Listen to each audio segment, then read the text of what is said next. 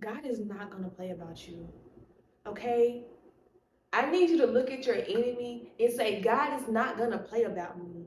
You can stop doing whatever you're trying to do because it's not going to work. The weapons that you're throwing are going to form, baby, but they're not going to prosper because I serve a God that is not going to play about me. I serve a God that's going to stop what he's doing just to come pull me out. I serve a God that's going to come looking for me. He's going to leave the 99 just to come find the one. I serve a God that got angels in heaven that rejoice when I come back home. I serve a God that is waiting on me. Falling in love with Jesus. I'm falling in love. And then we see the parable of the lost coin. Luke 15:8, it says, or suppose a woman has 10 silver coins and loses one. Doesn't she light a lamp, sweep the house, and search carefully until she finds it? And when she finds it, she calls her friends and neighbors together and says, rejoice with me. I have found my lost coin. In the same way, I tell you that there is rejoicing in the presence of the angels of God over one sinner who repents.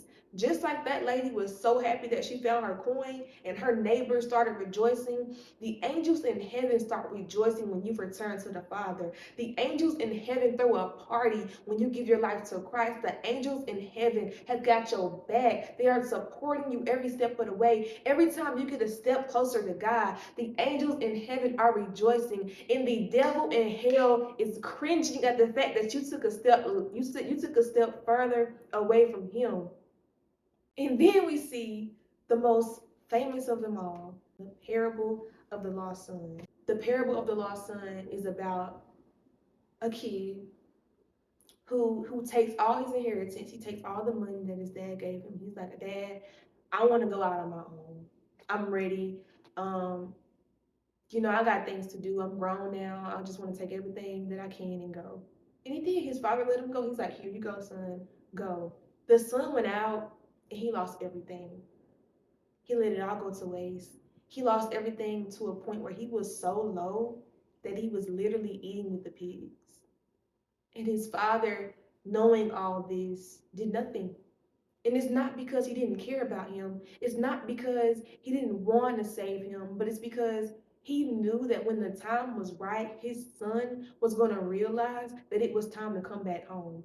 See, God will take you and he will put you in low places. He will allow you to lose everything. He will strip you of everything that you have. He will allow you to get to the lowest of the lowest just so that you can realize where home is, just so that you can realize where you belong. He'll do that only to show you this is the only way to do life.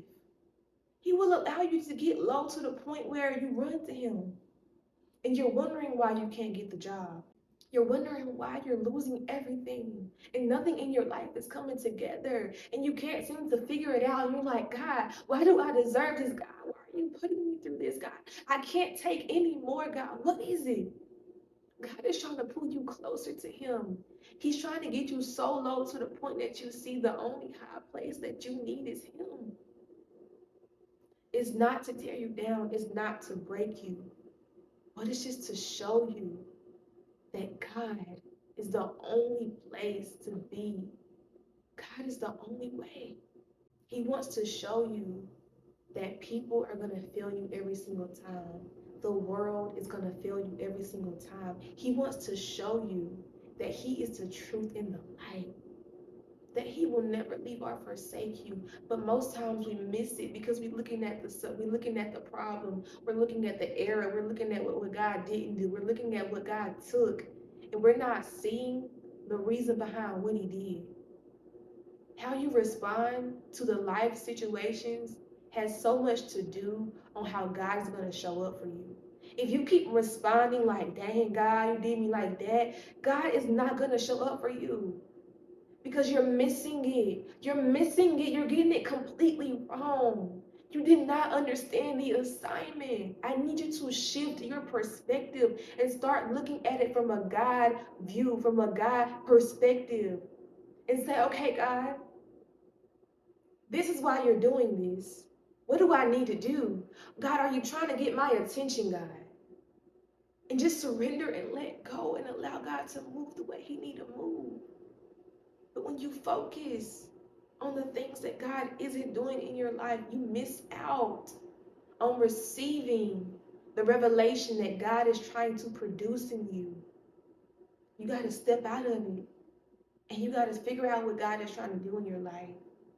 Because one day you're going to look back and you're going to be like, wow, all along I didn't know what God was doing. All along I thought that he was just punishing me because of all the bad things that I've done. But now I see that God brought me down real, real low.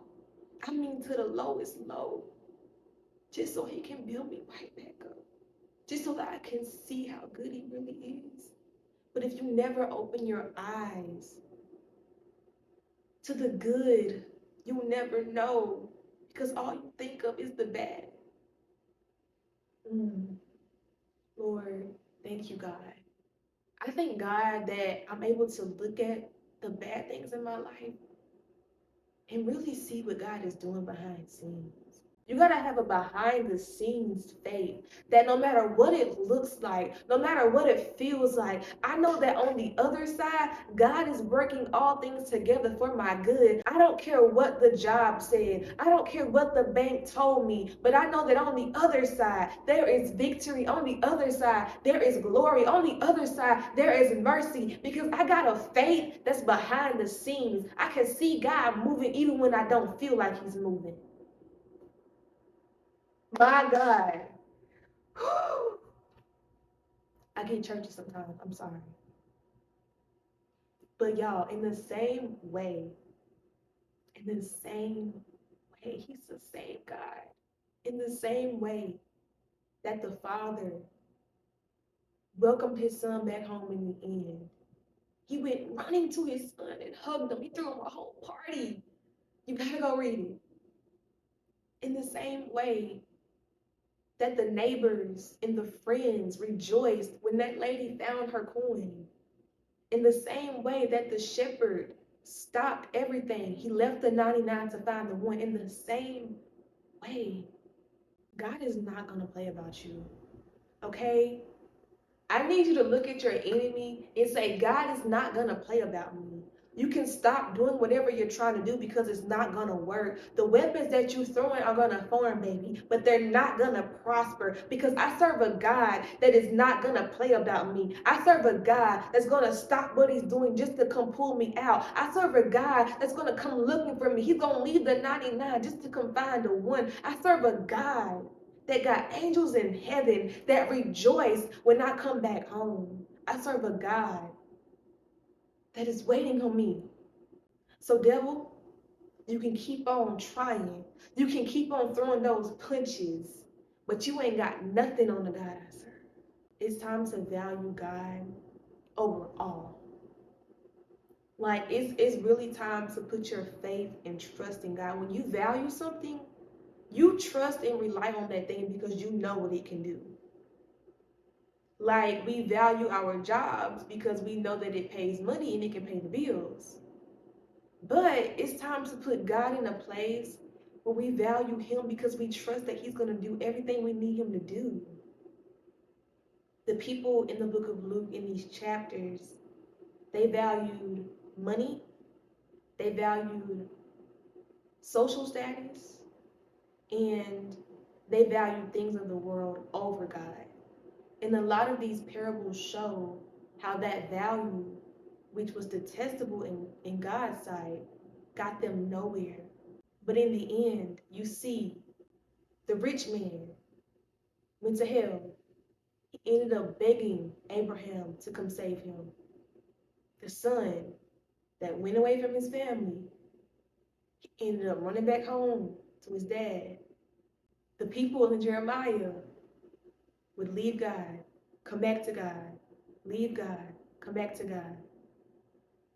In the same way, every single time you run back to the world, it's going to chew you up and spit you out because it has nothing to offer. And I think that the sooner we realize that, the better off we'll be. And sometimes that can be people. We run back to people. They show us who they are. We run back to God. We run back to people. They show us who they are. We run back to God. We have got to rebuke those cycles of running back to the same things that hurt us. And we have got to start valuing God over everyone, over everything. Y'all, I hope this word was good to you. Next week, we are going to be digging into part 2 of week 3, and I'm excited to finish getting through the book of Luke. If you have not finished yet, I encourage you to, I don't care if it take y'all a year, whatever you do, get through the book of Luke, even if it's only a chapter a week, a chapter a month, whatever you do, just make sure you finish it.